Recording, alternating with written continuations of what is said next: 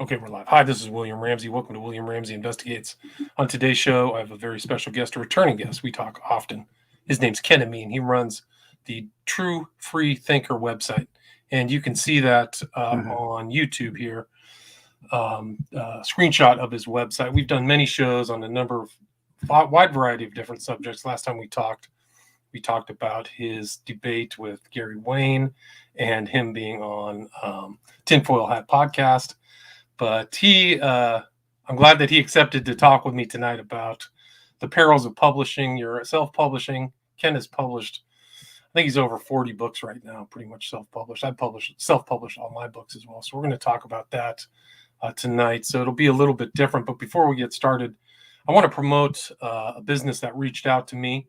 The company's name is Wisdom, and I'm going to pop up their website here. If you can see it if you're on YouTube, you can check out this Wisdom website. The company is really, the idea that they have is to have the capacity to talk with experts on most subjects. So it's really a kind of a new company, a new idea. I've used their technology, and I will be having an open wisdom talk on Monday, December 13th at 5 p.m. Pacific. Again, so it'll be this Monday. Today is Saturday, the 11th, but it will be this Monday at 5 p.m. Pacific on Wisdom. So what you have to do, if you have an iTunes, you do have to download the app. So it's very simple to use app. And where you want to find, and I'll put this in the show notes as well, is to go to my handle on Wisdom, the Wisdom app. My handle, you can either type in William Ramsey Investigates, and my handle, kind of like Twitter, is at William Ramsey INV. And it'll be a question and answer. So you can cover all kinds of the new topics, the new subjects I've talked about, my books, my documentaries, any current events, really anything that you want to talk about, we can talk about over this app, Wisdom. And I will, like I said, it will be on Monday, the 13th, December 13th, 2021 at 5 p.m. Pacific. So show up at that time and have the app downloaded. And like I said, I'll have a link to my handle on Wisdom, which is William Ramsey Investigates or William Ramsey INV. And so, please, if you have time, feel free to join me and, pick my brain on whatever subject you want. But again, I'm going to talk to Ken Ammi of True Free Thinker about the perils of self-publish. So somebody who's published many, many, many books. And so Ken Ammi, thanks for coming on the show. It's great to talk with you again. Likewise. Thanks for having me. Awesome. Well, I mean, we kind of did the short notice, but like I was thinking you came up with the subject, and I was like, I can tell you my sob stories because I got a ton. I got my own novel or my own book of like perils subjects, but maybe you can talk as somebody who's published tons of books and sending out books. You've told me a couple techniques for people who are out there. What do you, kind of like talk about how many books you publish and how you've done it, really? Oh, if I would have known you would have asked me that, I would have counted, but I haven't counted in a while. I know I'm right around 50. 50, wow, okay. That's amazing. Now, actually, the first book I ever wrote is not the first one I published. It actually took me a while to publish that one. And really, I never thought I would write any books whatsoever. It's just that one day I found myself writing a lot of articles that were supposed to be for a website on the Baha'i faith, which we talked about, I think the last time I was on. Yeah, two times ago, right? Yeah, and so a buddy of mine just said, hey, you're writing so much about them, so many articles, why don't you just turn that into a book? And I go, well, there's an idea. Well, that was back in the day when I'm sure self-publishing existed, but it wasn't as easy as it is nowadays. I mean, nowadays it's just a matter of uploading a document into a website. And so that's kind of how I got started on the thought of self-publishing. Now, every now and then I get some childish and ignorant person making fun of me because I'll self-publish, because there's still this like stigma, like, oh, you self-publish it because you couldn't hack it as an author, And that just goes to show you have no idea what's happened in the world of self-publishing. There's actually actual publishing houses that now have set up their own self-publishing divisions. That's how popular it is and how much respect it's gained. Because people started recognizing that, hey, this isn't just about authors who couldn't hack it. It's about authors who want to manage their own books. I want to own my own copyright. I don't want any of my books to ever go out of print. And so I own my material. I write about whatever I want to write about.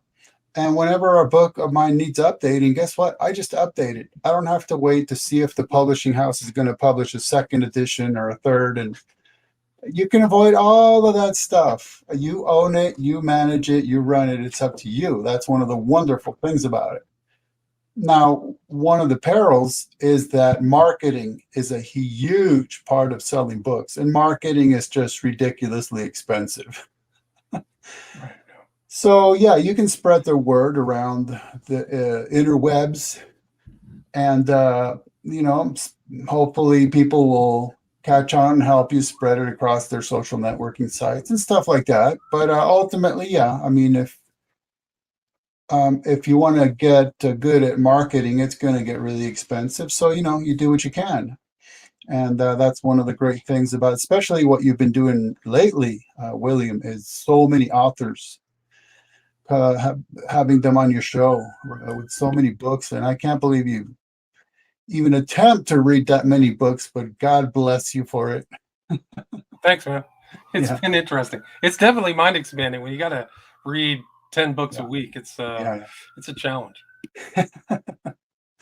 So, yeah, I mean, that's one of the things for me that I found so enjoyable is, besides the writing experience, and we can talk about the research and the writing in a minute, but just the publishing experience has been interesting, and how it's even changed a little bit. So now, for example, our buddy Zach McGaha, right, who writes fiction. Now, I don't write fiction, neither do you, but he writes fiction.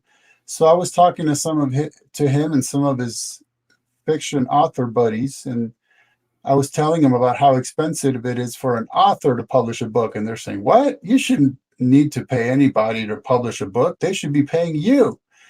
And I kind of realized, well, I guess that's because you guys are writing fiction. And so there's a recognizable genre, and most of them are horror authors. So it's kind of like locked and loaded. They're ready to go. But people like us writing on relatively obscure topics that are research based. Right. I'm not sure of anybody who's just going to up and give us money to publish our work. Nobody gave me money. Yeah. That's for sure. So that's another part of it, is how much of my own money do I want to spend after I'm the one who put in all that time and energy into the research and writing, right? So that's just another aspect of self-publishing. Right. The publishing itself is free. I mean, depends on what system you use to do it. The one I use is free. Right. So that's another benefit. Have you tried to use Kindle Create at all? Kindle Create? Kindle Create. Have you seen that? That's their new system on Amazon, the software they're using to upload new books. I guess not. What I do is just go in through the Kindle Direct Publishing, is what at least they have been calling it. And then they ask you, do you want to publish this as a paperback and as a Kindle? And you can say yes or no. And so that way, pretty much in one shot, you have it as a paperback and as an ebook through Kindle. See, I thought that they were mandating that you had to use Kindle Create now. Maybe I missed that. Well, I haven't published anything since, I think, earlier this year. So I guess the next time around, which should be pretty soon, incidentally, the next time around, I guess I'll be able to tell you. Well, hopefully good luck, because I think when I published this last book, I had to learn Kindle Create, but I may have been wrong. I may have just blown it and not seen the right the right recommendation. But I don't know, man. Kindle Create was half the battle for me, because I had to learn a whole new problem. And I always use a lot of pictures too, so that is an inhibition for their software on Amazon. Is like, pictures and stuff, and formatting was a real pain. I finally figured out the formatting, but Kindle Create, watch out. If they're forcing you to use Kindle Create, anticipate that. If you need any tips too, for you, I don't know, it might be easier for you, but for me, it was a pain in the, but Yeah. Did you ever try to contact or send out your books to a publisher? Or were you I always only on the self-publishing route? Yeah, I got as far as contacting some publishers and getting an idea of how much it would cost, and it would always be costing me a ton of money. I mean, we're talking hundreds of dollars.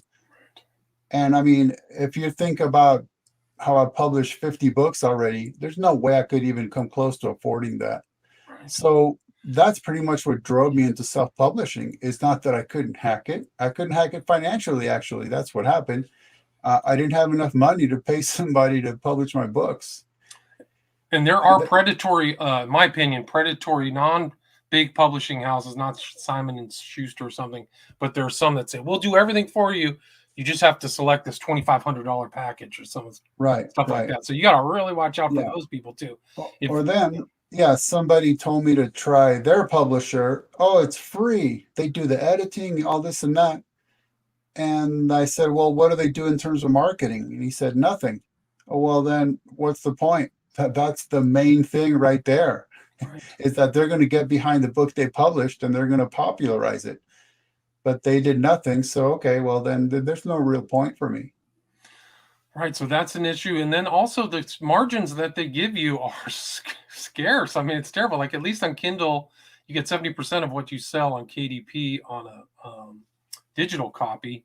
And then there's a certain amount depending on what you charge for a paperback copy. But the publishers I talked to, man, they were telling me the worst stuff. It was the cheesiest deal. And another element also is very important to understand is control. Just like you said, you can update it when you want, but some of these people you could potentially set your manuscript in and they would edit it into a different book potentially based on politics or anything like that. So, yeah.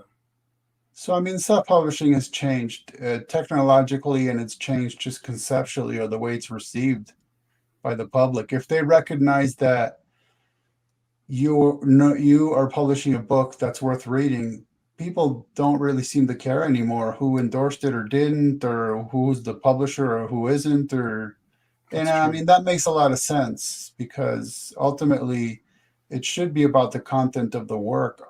Sadly, we don't really live in that culture yet. It's still very much about appearances and being emotive.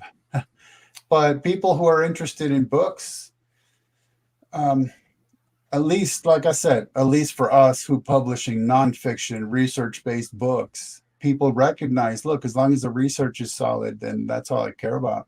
100% agree. You and I have done close to 20 shows, and I haven't heard one person ever question your research or say, this guy's a self-publisher, don't listen to him or whatever. It's the exact opposite, actually. People are like, hey, can you ask this? People are asking me to ask you stuff because they know I have encyclopedic knowledge. I'm like, okay, whatever. But so it's the opposite of that kind of.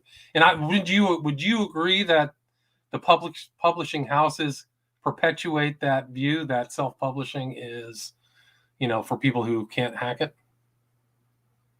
Well, like I said, that's changing too, because there are hardback and paperback publishing houses that are very well established that of recent years have opened their own division of self-publishing because they recognize they need to get a piece of that action. Right. So that's how much it's grown. Yeah. Yeah, and the control, because I update my books all the time. I just did an update on Global Death Cult. And I mean, it's so important too, because new things happen. So you're not getting solidified and there's no bureaucratic controls or anything through. I'm like Stephen King probably has a system down where he gets paid huge amount of money up front. Somebody else does the editing and does all the book covers. So that's like an opposite of something. But for me, like the updates and just doing it yourself is like really beneficial. Yeah. I actually felt good when I read Stephen King's It, because I wrote a book reviewing it. So when I read it, and he published that back in the 80s, right? Yeah. I found the spelling error in it, and I was so happy. It made me feel so good because hey, even the big boys can still have spelling errors in books that have been out for decades, and are supposed to be have been edited by top-notch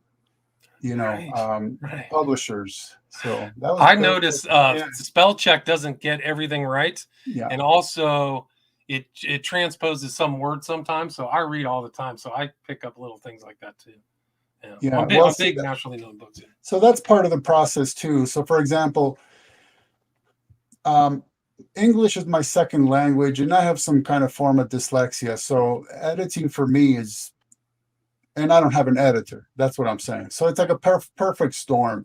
So, editing for me can be really tricky because there's literally things I can't see, or they look different to me. So, for example, whenever I write a book where I'm talking about angels, I always make sure when I'm done, I'll do a word search for the word angle, because I'm sure somewhere down the line I wrote angle instead of angel and stuff like that, right?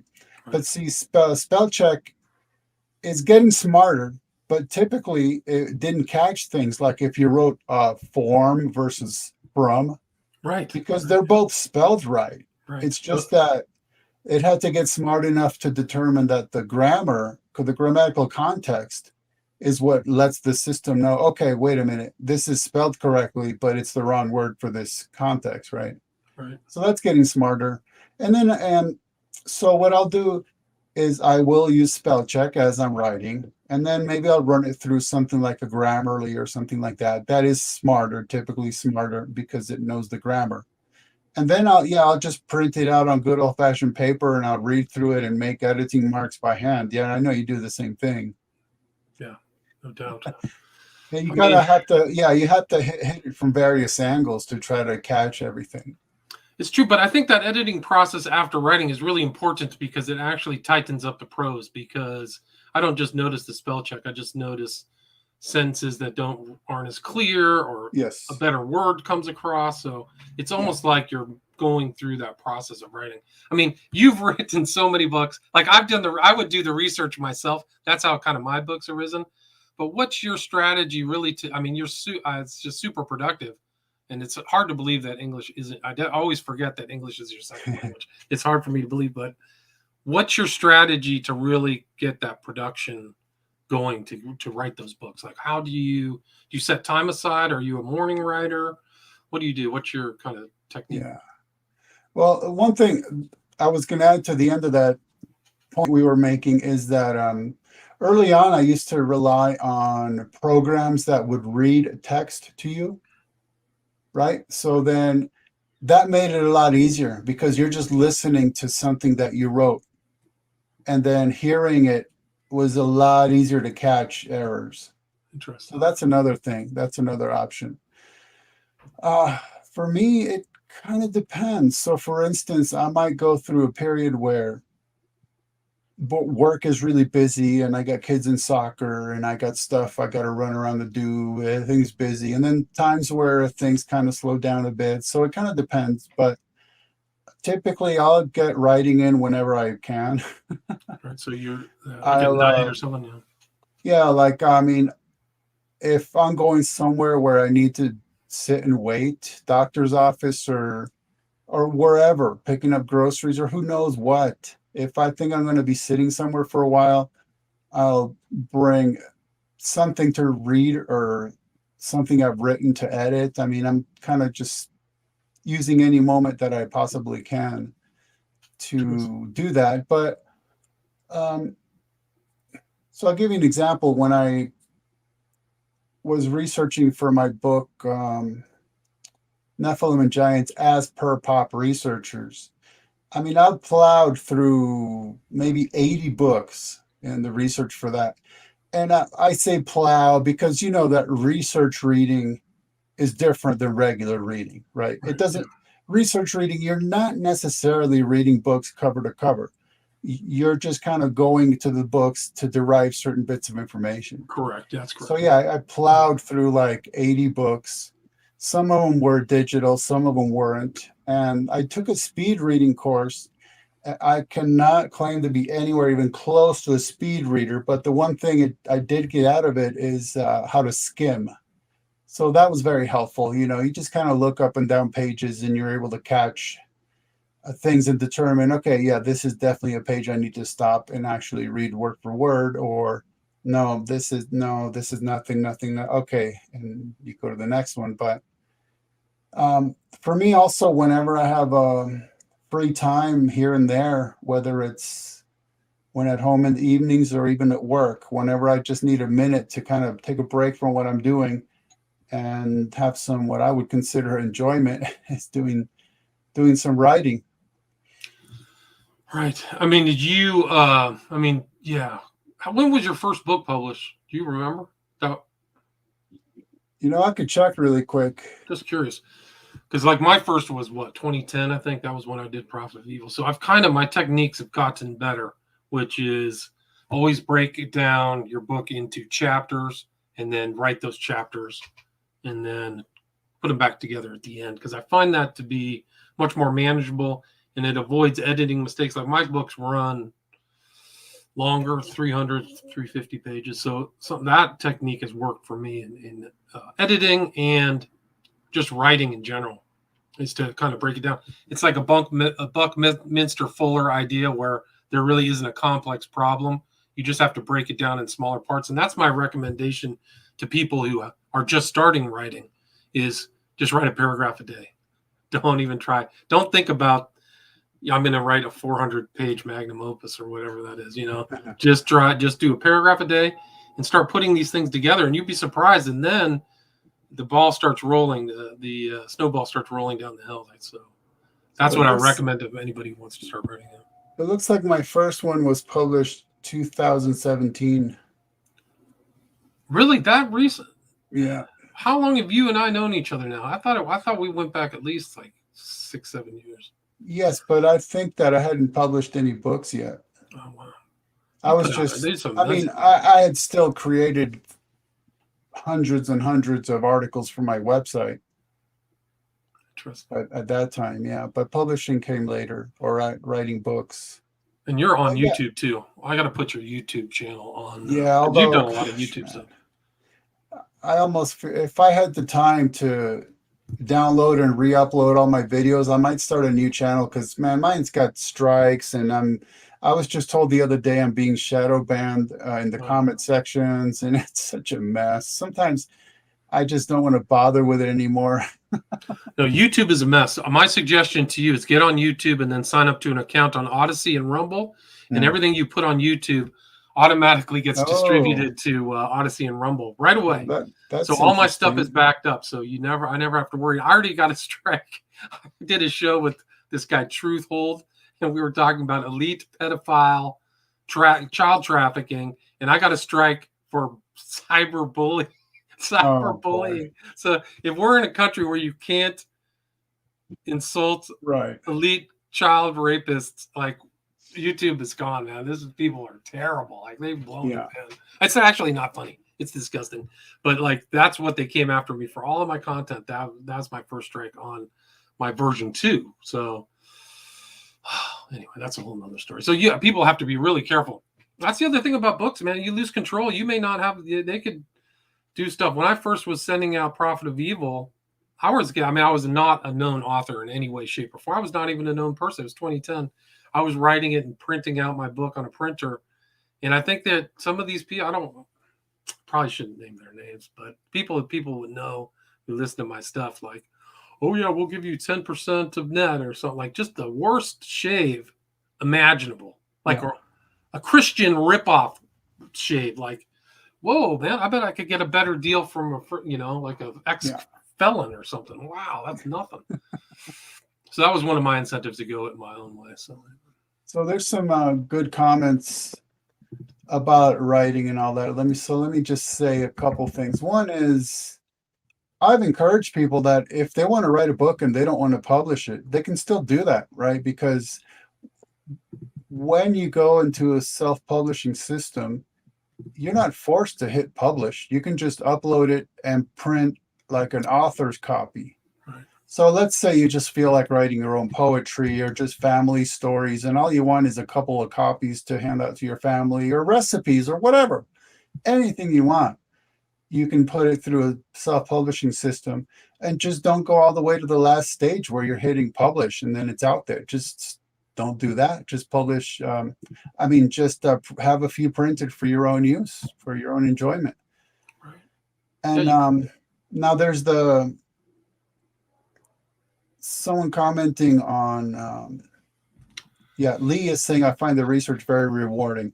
And yeah, that's part of what I think keeps me going is each book is such a different experience for me. So like the one I was just talking about, Nephilim and Giantess for pop researchers, since it was a book that was meant to mostly critique the work of the pop researchers, that's why I plowed through so many books. And I ended up with 400 pages just worth of quotations. Okay. So now what happened with that one is when I was done with my research and I was ready to actually get down and write, that's when the initial COVID stay at home orders were passed. March. And for me, that was perfect timing because then I was sent home and I was just writing and writing and writing and writing. But now some of it was just brutal because, like I said, I had 400 pages worth of quotations. So I'm looking at them and I'm thinking of how to categorize them. So in which chapter are they going to fit? So that was days and days and days of nothing but just pulling the quotation, seeing where it would best fit, pasting it in that chapter, just mindless, just busy work, like just mind numbing and just toil. It was so hard. But then once I kind of got everything situated, then I started writing, and that was just so much fun.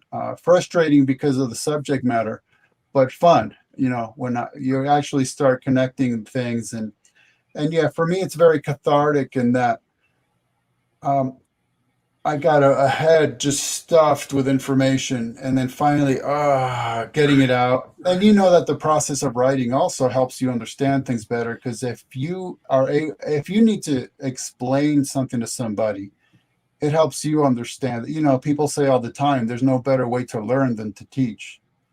So in True. that process, you're not only just getting it out of your system, but you're systematizing it. You're putting it together in an understandable manner.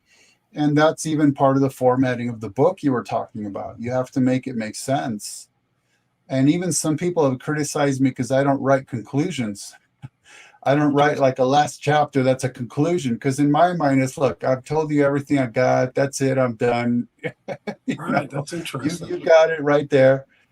But for me, it's I've written books when I think, hey, I know a lot about a certain subject. I'm going to write a book about it. But then I've written some where I go, hey, I want to learn something that I don't know, and this subject interests me. So after I go through my, ridiculous process of delving into the minutia of the research, then I go, hey, if I ended up learning something, I might as well just sort of share what I learned with other people. And here comes a book.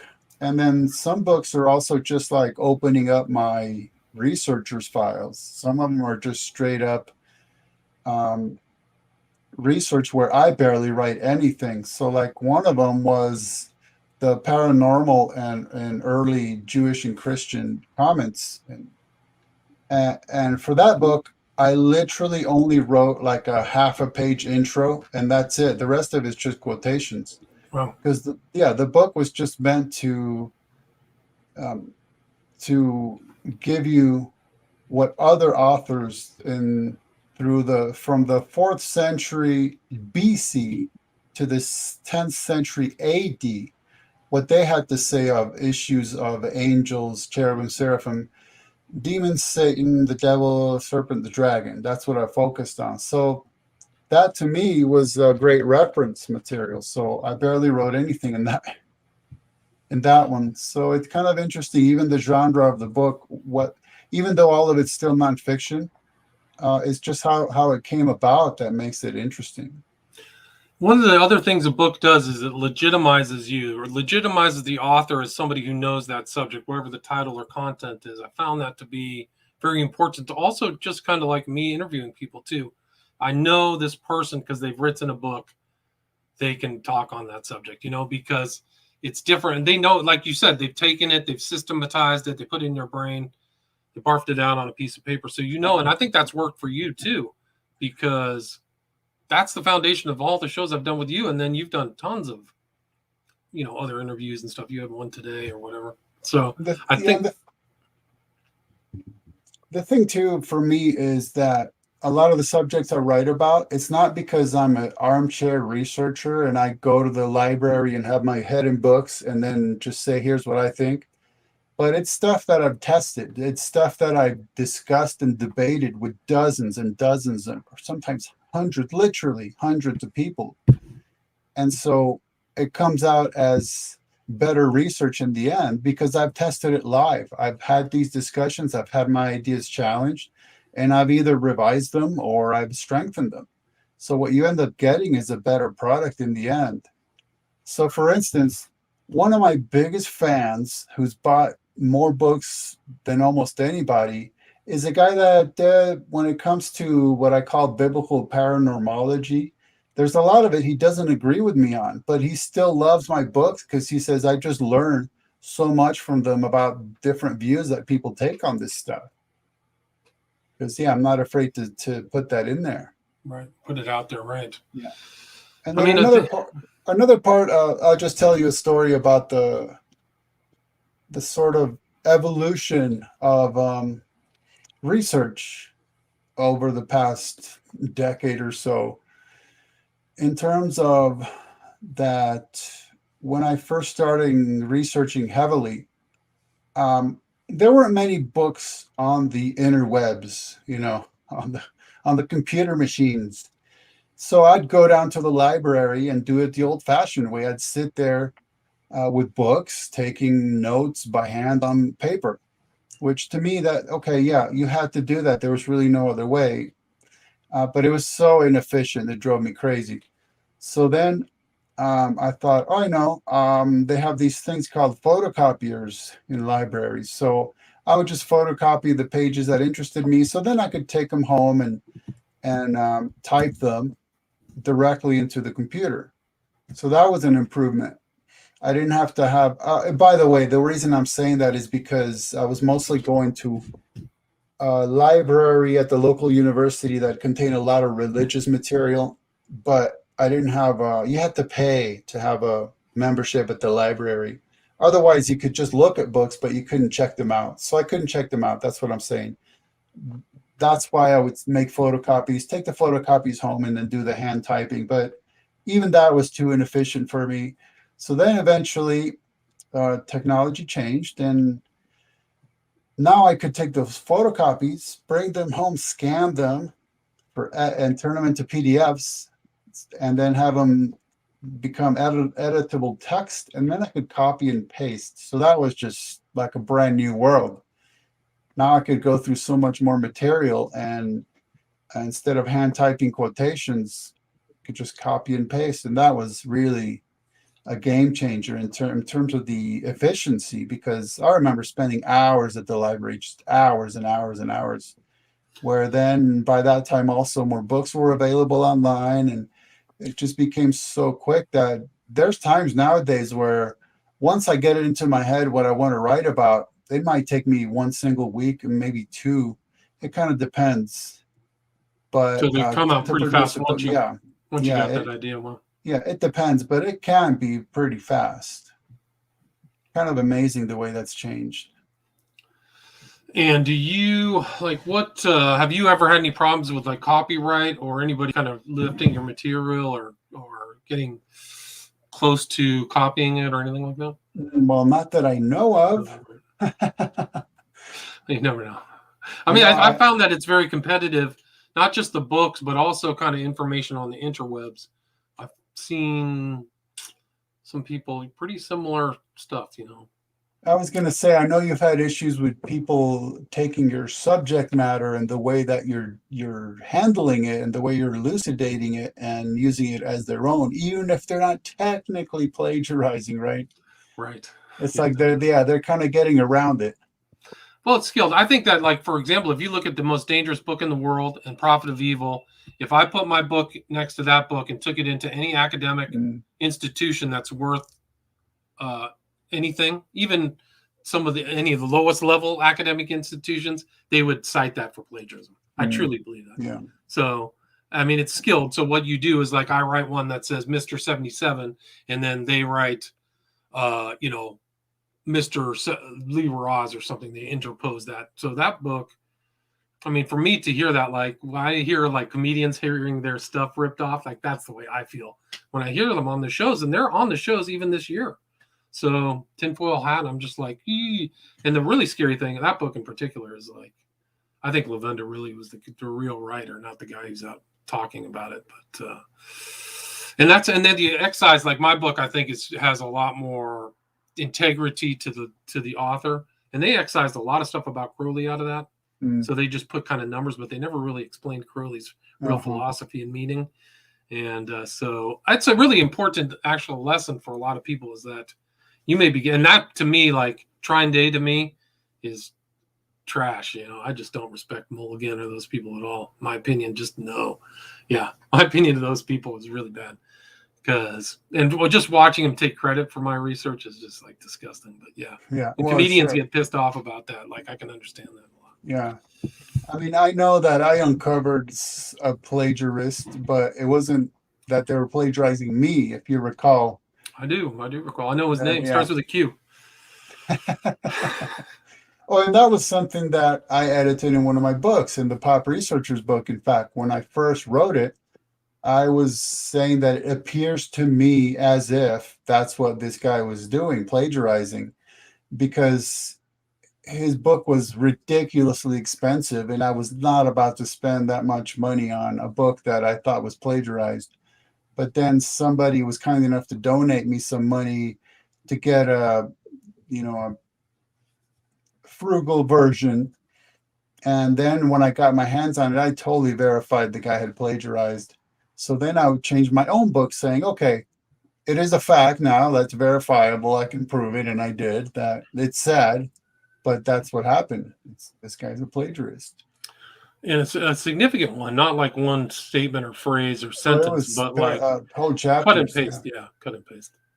Yeah. The big bad way. I've read a lot of books. I'll tell you offline some of the plagiarism. I've seen major books, national bestsellers, that have literally ripped stuff off from Wikipedia. I am not kidding. I'm not kidding. Yeah, no, really bad. I could expose a couple. I don't feel like it's up my job, but wow, I'll tell you offline. I don't want to say it. Now, another part. Yeah,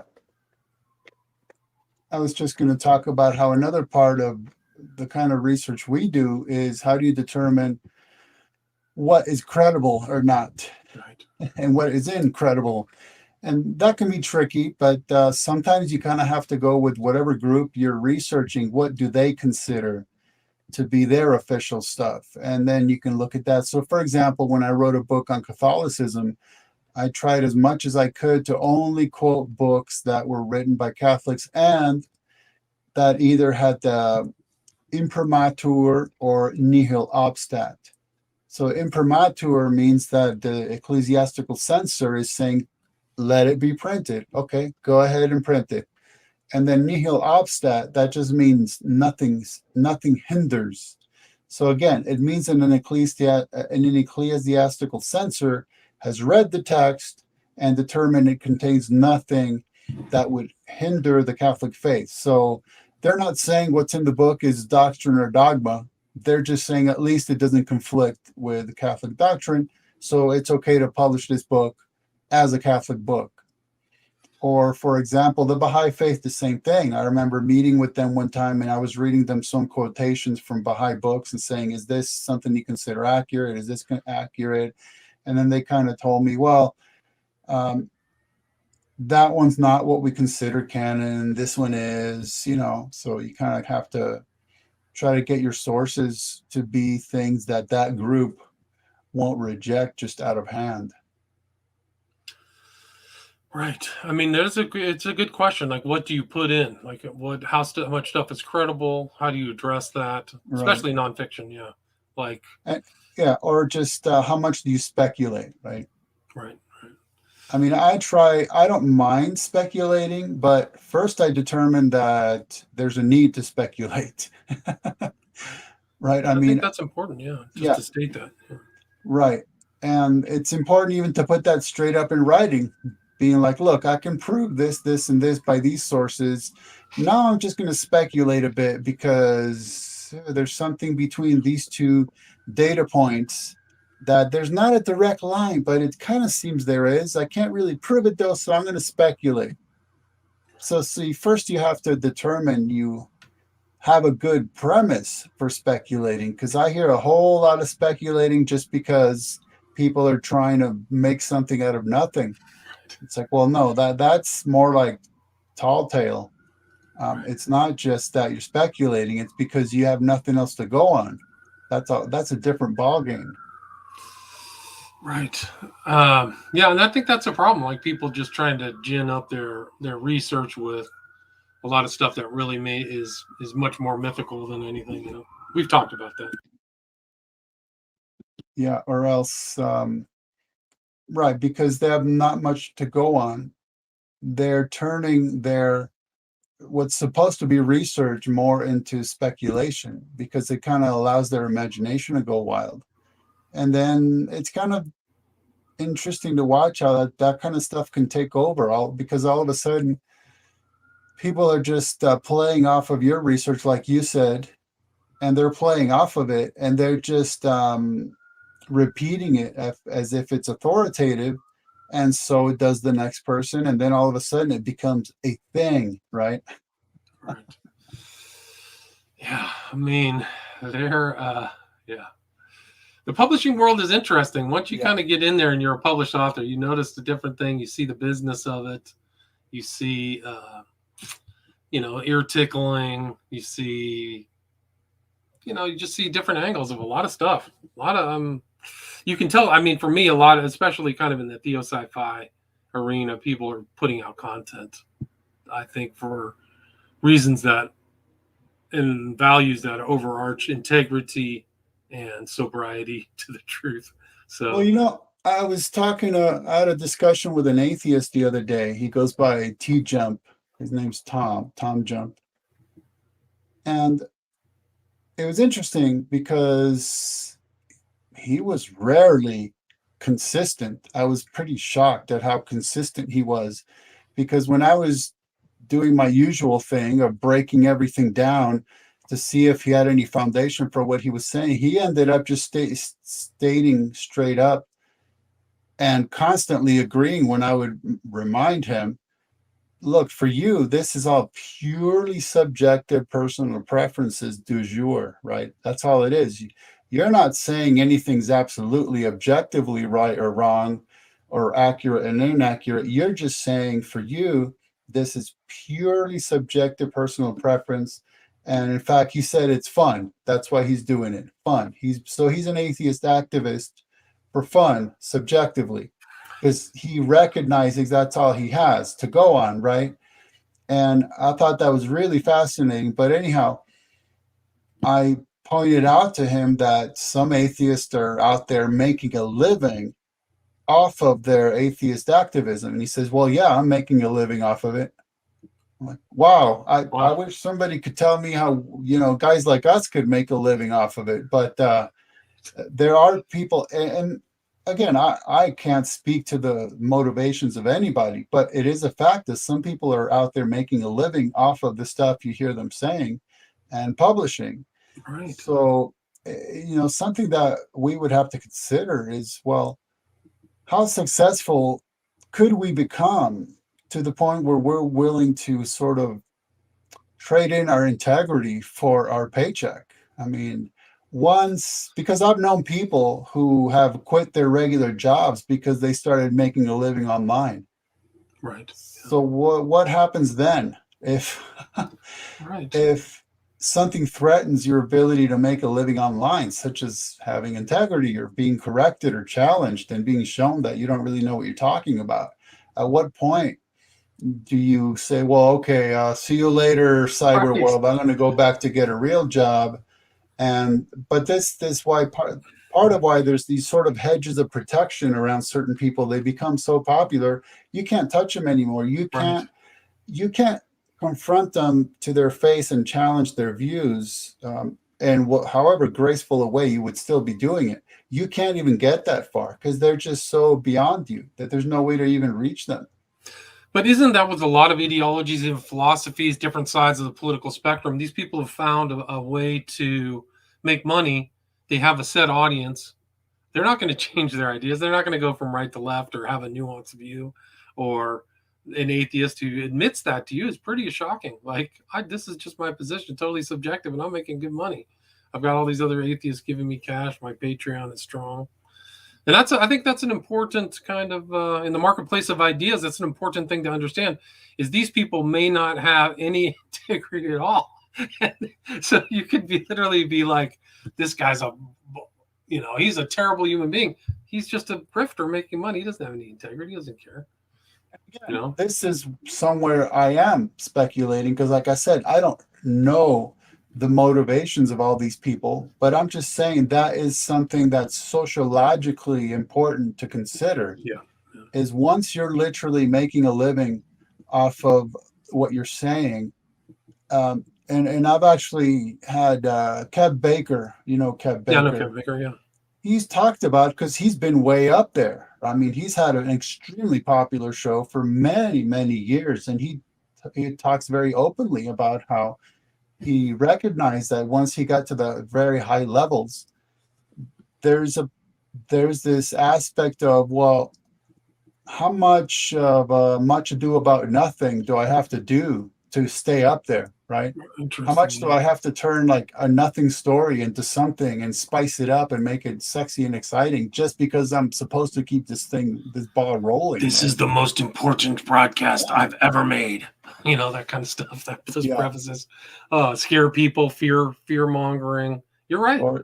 I mean, whether it's it could be any subject, like you said, it could be politics, it could be the paranormal, it could be the Bible, it could be anything.